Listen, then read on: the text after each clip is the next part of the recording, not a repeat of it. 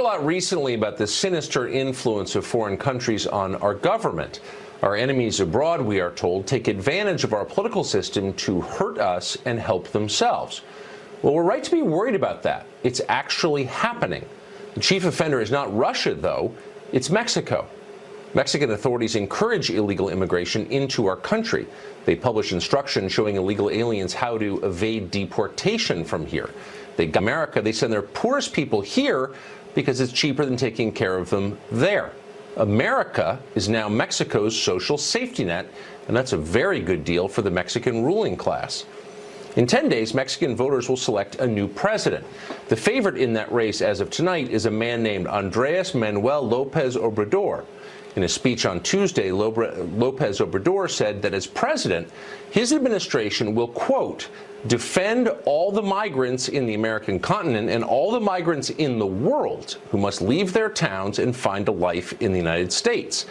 He added that everybody in this world has, and we're quoting now, a human right to enter our country, the United States of America. And when you think about it, you can see why he feels that way, because in a recent speech, he also admitted that the Mexican economy is dependent upon remittances from the U.S. to Mexico. By the way, López Obrador has suggested that he may give amnesty to Mexico's drug cartels. Those are the people who produce and import the opioids that have destroyed the center of this country, the ones that kill tens of thousands of Americans every year. The fentanyl, that comes from Mexico. People who produce that and kill Americans, off scot-free. But it turns out López Obrador's constituency isn't just in his own country. It's here. That's odd, because we're told over and over again that immigrants are eager to assimilate here in America, but apparently López Obrador didn't get that memo. Just last year, he campaigned for the presidency of Mexico in more than a dozen American cities, since Mexican citizens living abroad are still allowed to vote back home. Jorge Ramos is one of those Mexican citizens, as well as Univision anchor, and he joins us tonight. Jorge, thank you very much for coming on. Tell me a little more about this right of all the people in the world to come to the United States. Where does that right come from? Well, let me just say right at the beginning, I'm an independent journalist. I don't speak for the Mexican government, nor for López Obrador or any other three presidential candidates. But López Obrador, he's ahead of the polls right now, Tucker. He's reaching almost 50%. He's a leftist candidate. He's 64. And what he has said is that he's vowing to be a president for the 130 million Mexicans in Mexico and for the about 12 million Mexicans here in the United States. So don't expect López Obrador to be a spineless and weak president like Peña Nieto. It's going to be a completely different relationship between López Obrador if he wins and President Donald Trump. It sounds that way, but why? But I'm unlike you. I'm an American. I only vote in this country. I only can. I'm only a citizen of this country. And so why would I or any of the other American citizens watching tonight think that it's a good thing that a president of another country is declaring that the world has a right to move here? That's a hostile act aimed at us. Why would we be for that? I don't know why he said that, but what I can tell you is that he wants to protect the 12 million Mexicans living here and the 35 million people in this country from Mexican origin. So it's going to be different. You remember with Enrique Peña Nieto, the current president, he invited then candidate Donald Trump to Los Pinos, the Mexican White House, and Mexicans were outraged by doing that. López Obrador is going to be completely different. As a matter of fact, just recently, López Obrador said that this policy of family separation is racist. So in other words, if he becomes president, and it would be December 1st, it would be completely different than Peña Nieto with Donald Trump. Okay, so we're getting another racism lecture from a rich white Mexican ruling class member. Okay, just want to clarify that. But let me just ask you this. Wait, no, but hold on. To get racism lectures from any Mexican official who preside over one of the most racist countries in the world, most Americans don't understand that. I've spent enough time there to know that but it's racism. It is racism. What has happened with the family separation?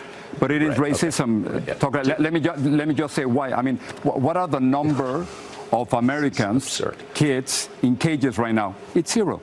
And what's the number of Central American and Mexican kids in cages or detention centers. Okay. 2,300. Okay. Nobody is being detained because of the color of his skin. This isn't Mexico. In Mexico, they're being people of Indian background can't rise to levels of prominence because it's too racist, as you know. So again, Mexican citizens are in no position to lecture Americans about racism. Let's just start there.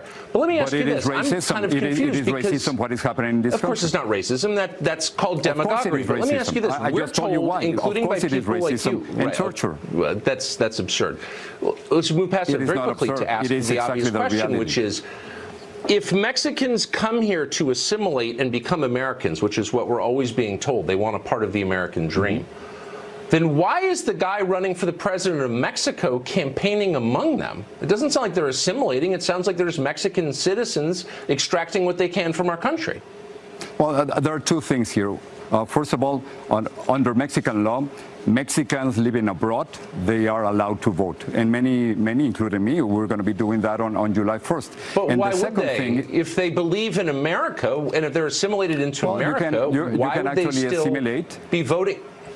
You can actually assimilate, and vote in a foreign election? Be part of the United States and still believe that you can participate politically in Mexico. Those are the laws. They can do it. But you wouldn't participate in an election. Hold on. But you wouldn't participate in an election unless you had skin in the game, unless you felt that that politician was representing you. But if you were an American and you really identify with the United States, then what they do in Mexico doesn't really concern you. So I'm confused. You can't be assimilated in America and still be voting in a foreign election. That's just, it doesn't make any sense. But it does, because you would expect, in this case, the president of Mexico, to defend Mexican immigrants or Central American or Latin American immigrants if something happens to them. And we just have the crisis right now at the border. So you would expect the Mexican president to defend you if something happens to you in the United States, of course. But why wouldn't he want those people? Look, if those are his people, wait, then I'm even more confused. If those are his people, his citizens, he's representing them, he's soliciting their votes, which he is doing, why doesn't he want them to live in Mexico? Well, many of them left for many different reasons. And as you know, immigration has to do with supply and demand. And if there are jobs for them here in the United States, and there are not enough jobs for them in Mexico. Oh, I get it. Well, not only just outsource your poor people to America. We're going to figure out how to do that to Mexico. Immigrants contribute billions of dollars to the economy, including Mexican immigrants. Right. That's why Mexico doesn't want them. You know that. Okay. The American Academy of Sciences just concluded that.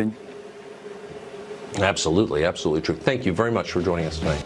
Well, as the left's rage against borders grows more intense, its policy demands are changing too. Across the country, politicians and activists are suddenly demanding the total abolition of ICE, presumably an end to all immigration enforcement. Matt Hagman is a Democratic congressional candidate in the state of Florida. He just put out this campaign ad. Watch this. ICE under Trump targets children. In Congress, I'll work to close ICE down. We can protect our borders without being cruel to kids. Donna Shalala, she's had her chance. It's time for a new day. I'm Matt Hagman, and I approve this message. Matt Hagman joins us tonight. Matt, thanks for coming on. Thank you, Tucker. Great to be here. Let me say, and I mean this with sincerity, I appreciate your honesty. I like when people say what they think, and you have, so good for you. Thank you. So you want to get rid of ICE. Any other law enforcement agencies we should get rid of? How about the Coast Guard? No. And by the way, Tucker, going at the break, you said that I'm for open borders. I am not. And I am for abolishing ICE because ICE has been undermining American values. ICE has been tearing apart families. This is not who we are. But while I say that we need to abolish ICE, I am still for strong borders. And we still have Customs and Border Patrol, and can still have limited and humane immigration and enforcement in this country. Let's remember, ICE is something so let me ask you a question. If I might, someone Tucker, shows up. ICE has been ICE has been here for 15 years, Tucker. It's a 15-year experiment. Right. Prior to that, we were able to enforce our immigration laws humanely and in a limited way. We need to get back to doing So the laws haven't changed much. I mean, just to dig down, since you're getting the ICE question a little more deeply, is there something immoral about the ICE employees? A lot of Democrats have compared them to Nazis. Do you think they're bad people? That's absurd. That's absurd, Tucker. We're talking about ISIS. It's not absurd because you're not calling for. But hold on, it's not absurd. So ICE carries out the laws passed by the Congress. You want to serve in the Congress, but you're not calling, I notice, for different laws. You're saying you want to get rid of this one specific agency, but keep other agencies to patrol the border in some, as you said, limited way. What's specifically wrong with ICE? There's something wrong with the people ICE there. Is out of hand. If you want to abolish them. ICE going on buses and asking for papers. ICE now going to schools and churches and taking people off the street. The other day was just reading about someone. Why do you think they're doing that? That's the point, and that we created this standalone but what's the answer? I mean, you're the one calling. Wait, no, hold on. I'm here to learn from you. You want to get rid of them, but why do you think they're doing this stuff? ICE is out of hand in its approach in terms of how before, when we had enforcement, it was both. Hold on, wait, so it says we had an agency. If I might, No, you may not, because you already have. I want to get you to answer this question, which is, why do you think they're that way? You say that they're doing these horrible things. Why do you think they're doing those horrible things? Because it's been an agency set up solely around enforcement, rather than set up, and it was a setup in 2003, rather than an agency set up to govern and enforce immigration rules in this country. Tucker, we are a country of immigrants. Wait, what is that? Hold on, wait. I'm sorry. Maybe it's my fault for wanting specific answers, but what does that mean? It's a law enforcement agency that shouldn't just enforce the law. For example, what we had before under. Take, for example, what we had before under the previous. No, I want to talk about INS. ICE. You want to abolish ICE. Help me here. Help me understand your position. I do want to abolish ICE. You say they should do things other than enforce the law. What should those things be?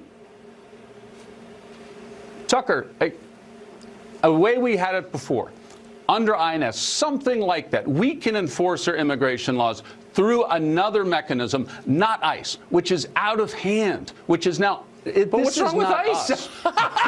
Matt, I'm trying. Look, if you're ever in Washington, call me. I would love to hear more about this because I'm still confused. But thank you for coming on. I appreciate that. I appreciate you having me.